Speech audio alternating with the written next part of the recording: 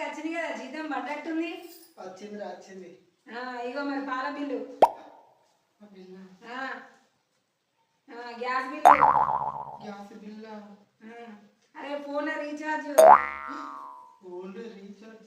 Dish bill, అరే పాల bill,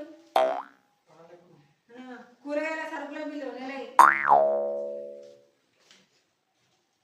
ఏమండి ఇంటర్నెట్ బిల్లు అయిపోయినాయి అని ఇంకేమైనా ఉన్నాయా? అదే అసలైందే ఉందండి, రెంట్ కట్టాలి కదా. ఇక ఒకటి చెప్పన్నా, నీ దగ్గర పెట్టుకో. ఇలా ఏమైనా మిగిలినాయి అనుకో దాచిపెట్టు బీరువాల, మిగిలకపోతే అక్కడికి వెళ్ళాలని అడ్జస్ట్ చేయి, ఓకేనా? ఇప్పుడు అటు చేసి ఇటు చేసి అని నాకు ఇస్తే ఇప్పుడు ఇలా సరిపోకపోతే ఇంతకుముందు దాచినవి కూడా తీయాలా ఏంది?